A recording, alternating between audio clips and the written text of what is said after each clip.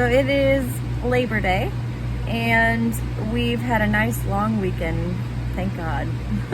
It's been a crazy quick start to the school year, but we decided that today we were gonna take the day to just kind of do some stuff around the camper and get some things organized. And so we got some things organized today at the camper. We had a nice breakfast with a good friend of ours, and that just made our day. So, but we decided we're gonna chill out. But I am one of those people, I cannot sit still.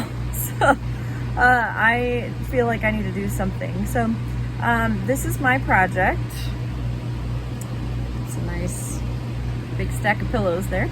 I don't think I've ever gotten rid of a bed pillow in our house at all. And as a result, they just kind of piled up, and as we're moving things and going through things in the house, they were just appearing. And before you knew it, I'm pretty sure I counted like 15 at one point. I was like, oh yeah, we don't need this pillow anymore, so I wash it and I vacuum seal it and save it for a guest. Well, lo and behold, you know, that you find all those later, and here they are. I don't want to just throw them away because I don't like being wasteful if I can help it, and I would rather them not sit in a landfill. And yes, I know, like, it's a used pillow and you really can't, I mean, you could donate it, but I don't really want to donate it in the sense of what you could like normally use it for. So I decided to turn them into a little project. So, what do you do if you don't want to throw all these pillows in a landfill? You turn them into dog beds. I figured it would take about a yard per pillow to cover one. So I bought a whole bunch of fleece fabric on sale. I got a pretty good deal on it. It was about $4 a yard at the time, so it was almost half off. And I was able to cover the pillows individually. And I'm not a seamstress. I really wish I was. My grandmother was, and she was amazing, and I wish I would have taken more time to learn, but unfortunately I did not. So I like the tie ends. So what I did was I cut each of these pieces to fit roughly the edge of the pillow with about 2 inches to spare, and then went and cut tassels around the edge to create a dog bed. And I'm gonna donate them to a very deserving shelter whenever I get the chance to get myself over there, and maybe look at some of the dogs they have for adoption. I mean, we're not gonna be able to get a dog anytime soon, but I just kind of need a fix because I miss our boy a whole lot. So that all said, I wanted to do something really nice. So this is what we're making today. Let me show you what you'll need.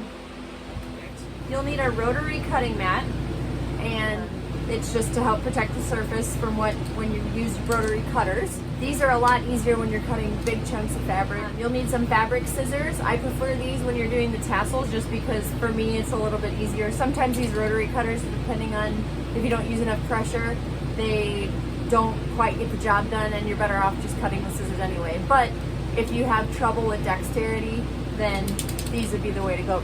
The other thing you're gonna need is your fabric. I chose this nice little dog print.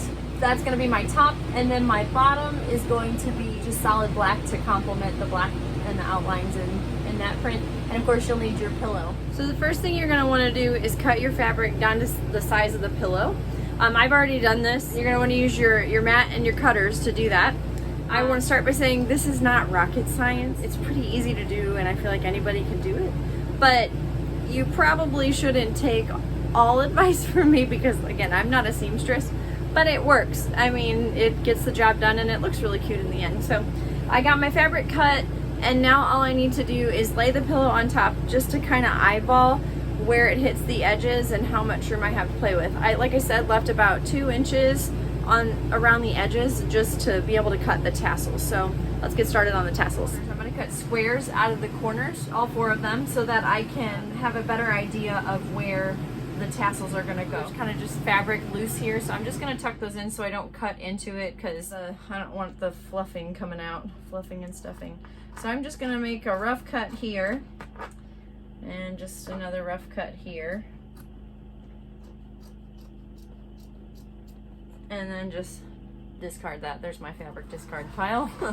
And then I'm gonna try not to move my pillow. I'm gonna make another cut here and try to keep it somewhat even with the last one, but there's a good chance I'll have to make some adjustments later as I go along, because I have been cutting this kind of short, but since this was already pre-cut, I'm not gonna go back and waste all that fabric. I'm just gonna work with what I have.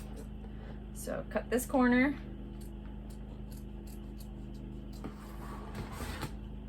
And I guess you could use the scraps for other things, the corner scraps. I haven't really thought of anything to do with it yet, but I could save the squares and, you know, create another little blanket or something if I really wanted to. Now you can see I got all the corners cut, so I've got those chunks out of there, and now it's time to cut the tassels. So once again, I'm just gonna kind of tuck this in, created like my own rotary cutting mat, Lazy Susan. And I'm gonna make these about 1 inch wide. You could cut them wider. I find that it does better if they're around 1 inch. So, and I'm trying really hard not to cut into my pillow.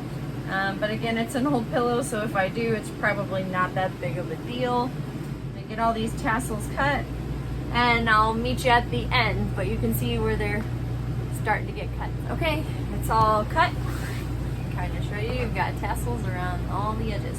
You want to try to keep this lined up as best as you can, but if not, that's okay too. The next thing I'm going to do is take the pillow off, and I'm going to try and separate these layers just a little bit. If there's an obvious front and back to your fleece, the right side of it goes face down, and wrong side is face up, and then whatever wrong side you want. The right side's face out, and the wrong side's face in. Right, touch the wrong sides together, I guess is an easier way to say that. So I'm going to separate these, and then I'm going to put the pillow in there, trying to keep them together as best I can. But I just want a nice pillow sandwich. So kind of looks like the Monster Book of Monsters from my favorite book series.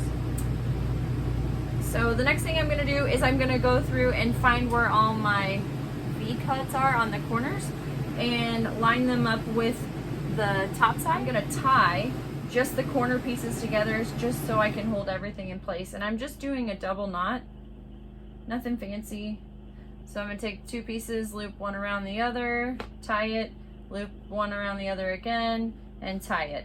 And that's going to be my corner pieces. So I'll do that for all 4 corners. And it shouldn't take that long. Just got to make sure I get everything lined up, and I want to try to tuck that fabric in on that pillow. I guess you could leave a little bit more fabric if you wanted to, just to make it not so difficult to tie. I was running into problems where I cut the fabric too small, but again, I'm not that concerned about it. So, and I don't think whichever puppy dog is going to use it, or kitty cat, is going to be that upset about it either. They'll just have a comfy place to lay down. All right, so here's my V-cut. Sometimes it can take a minute to figure out where it's at. Make sure you can see. Tie that, and tie this one, and then I just have one more corner.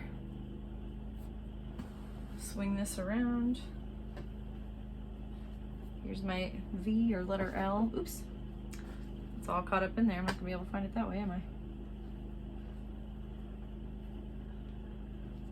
Tie this.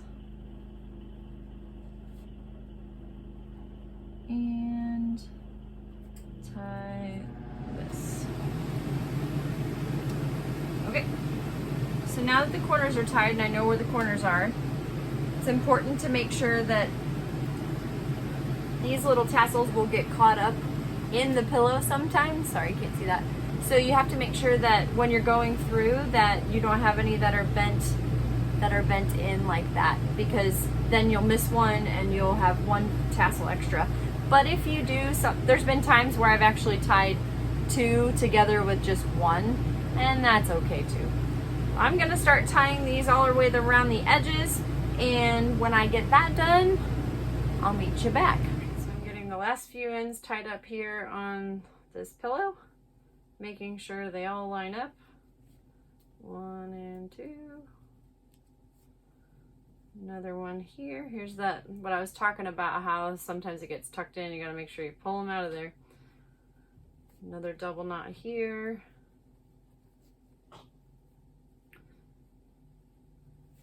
Here and here.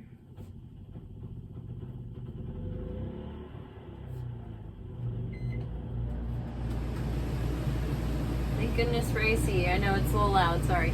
And then last one here, just gonna 1 and 2. And I'm done. I would say it took me, I mean, it's under an hour, definitely. Maybe even 30 minutes after you get all the fabric cut, but you can kind of see this is how it turns out on the edge. It's a little bit of a texture and kind of like a snuffle mat if you've ever seen those. And even if, you know, the animal doesn't use it for a bed, I know our guy, he really used to like to hold on to stuffed animals in his mouth like a baby. So he'd just put his paws around it and he'd just snuggle it. So it's just something warm and cozy for them to have nearby. And it's machine washable and dryable, because the pillow I machine washed and dried after, you know, we're not using them anymore, so I could store them. I did that, and then anytime I needed to clean them, that's what I did. And so this fleece is also machine washable and dryable. So, or if you just like the print, you know, why not use it for decoration? I'm sure you could even make one for kids too, or for a gift, just a crafty gift for a friend. Just a little something would probably go really nice in our camper. So that's how you make this simple DIY dog pillow. And I guess like and subscribe if you want to stay tuned for more. Sometimes I'll throw a crafty idea out there just for funsies. So anyway, thanks for watching. Bye.